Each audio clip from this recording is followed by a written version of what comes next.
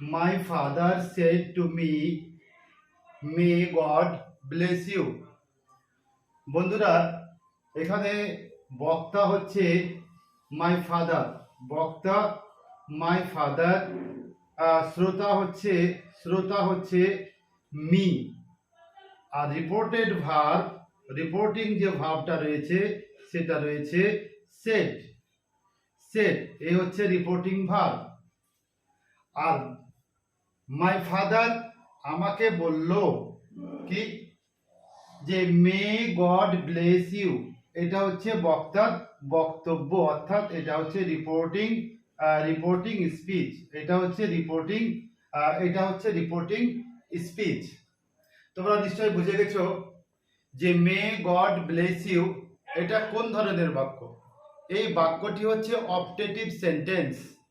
বাক্যের যে পাঁচটি ভাগ রয়েছে, assertive, interrogative, imperative, optative and exclamatory sentence, এই পাঁচটি ভাগের মধ্যে ভাগ হচ্ছে এটা অপটেটিভ সেন্টেন্স, অর্থাৎ ইচ্ছাবোধক বাক্য। যে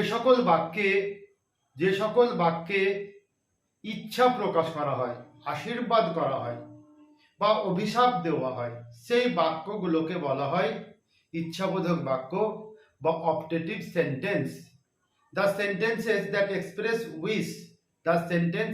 express wish are termed as optative sentence.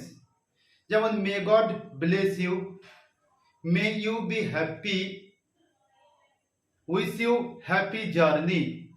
এই বাক্যগুলো সাধারণত মে বা মাইট দিয়ে শুরু হয় বা উইশ দিয়ে শুরু হয়, শেষে ফুল স্টপ থাকে। বন্ধুরা, এই রিপোর্টিং স্পিচ অপটেটিভ সেন্টেন্স যদি হয়, রিপোর্টিং স্পিচটি বা বক্তার বক্তব্যটি যদি অপটেটিভ সেন্টেন্স হয়, তবে পরোক্ষ উক্তিতে রিপোর্টেড ভার্ব বলতে এই যে এই ভার্বটি উইশ অথবা প্রেতে পরিবর্তন করতে হয়। লিঙ্কার হবে, অর্থাৎ এখানে দেখো আলাদা রয়েছে, লিঙ্কার হবে দ্যাট, আর এই যে মে রয়েছে, এই বাক্যটিকে মে গড ব্লেস ইউ যে বাক্যটি রয়েছে, এটাকে স্টেটমেন্ট বা অ্যাসার্টিভ সেন্টেন্সে পরিণত করতে হয়। স্টেটমেন্ট বা অ্যাসার্টিভ করতে গেলে মে গড রয়েছে, গড সাবজেক্ট, মেকে সাবজেক্টের পরে লিখতে হবে। তাহলে উত্তর হবে বন্ধুরা, উত্তর হবে মাই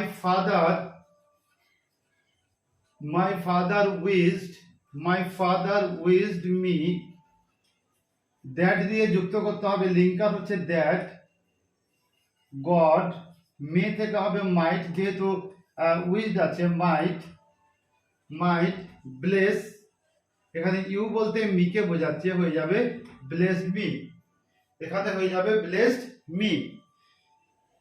তাহলে বন্ধুরা, আমরা পেলাম রিপোর্টিং স্পিচ, অর্থাৎ প্রত্যক্ষ উক্তির রিপোর্টিং স্পিচ বা বক্তার মূল বক্তব্যটি যদি অপটেটিভ সেন্টেন্স হয়, অর্থাৎ মে, মাইট বা উইশ দিয়ে শুরু হয়, তবে পরোক্ষ উক্তিতে রিপোর্টেড ভার্বটি অর্থাৎ সেডের পরিবর্তে বা টেলের পরিবর্তে উইশ অথবা প্রে লিখতে হয়। আর লিঙ্কার হবে দ্যাট, আর অপটেটিভ সেন্টেন্সটিকে স্টেটমেন্ট করতে হয়।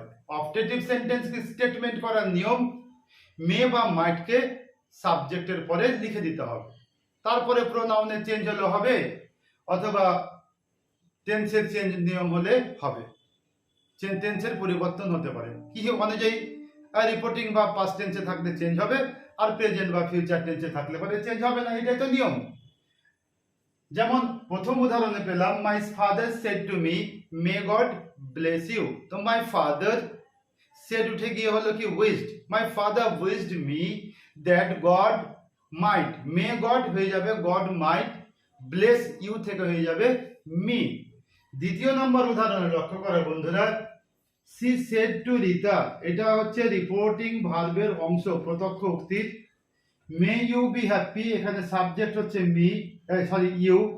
ইউ এর আগে রয়েছে মে, অর্থাৎ এই যে রিপোর্টিং যে স্পিচটা রয়েছে, এই রিপোর্টিং স্পিচ রয়েছে এটা অপটেটিভ সেন্টেন্স, রিপোর্টিং স্পিচটি রয়েছে অপটেটিভ সেন্টেন্স।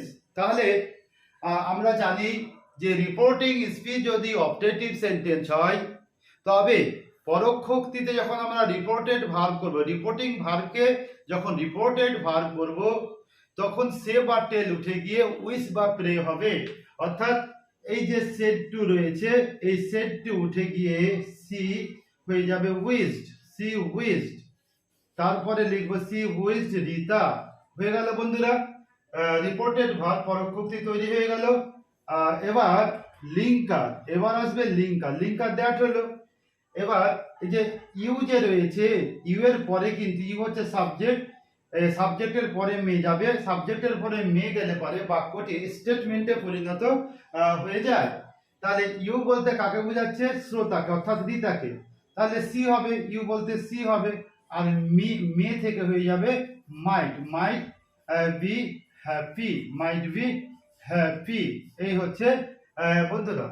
তাহলে আমরা অবজেক্টিভ সেন্টেন্সের যে উক্তি পরিবর্তন, যে ন্যারেশন চেঞ্জ আমরা পেলাম। বক্তার বক্তব্যটি বা রিপোর্টিং স্পিচটি যদি প্রত্যক্ষ উক্তিতে অবজেক্টিভ সেন্টেন্স হয়, কি হয়? অবজেক্টিভ সেন্টেন্স, অর্থাৎ মে, মাইট কিংবা উইশ দিয়ে শুরু হয়, যেমন উইশ ইউ হ্যাপি জার্নি যদি থাকে, তবে রিপোর্টেড যে ভার্ব সেটা হবে কি? সেটা হবে উইশ বা প্রে হবে, দ্যাট দিয়ে যুক্ত করব, আর বাক্যটিকে আমরা স্টেটমেন্টে পরিণত করব। স্টেটমেন্টে পরিণত করার নিয়ম হচ্ছে যে মে আর মাইট থাকে, সেটাকে সাবজেক্টের পরে করব। যেমন মে গড ব্লেস, তাহলে মে গড, তাহলে গড মে বা মাইট হয়ে যাবে। মে ইউ, তাহলে ইউ মে, এবার ইউ থেকে চেঞ্জ হতে পারে, নাও হতে পারে, সেটা শ্রোতা অনুযায়ী পরিবর্তিত হবে। তাহলে ধন্যবাদ বন্ধুরা, আজকের পড়া এখান থেকে, আবার আগামীকালকে নতুন ভিডিও নিয়ে আসবো। আর নতুন নতুন এইরকম ইংরেজি বেসিক ইংলিশ গ্রামার জানার জন্য, আমার পেজটি অবশ্যই ফলো করো। Please follow my page to learn basic English grammar, particularly for madhyamik preparation, HS preparation, class 9 preparation, final exam preparation and job aspirants also. ধন্যবাদ।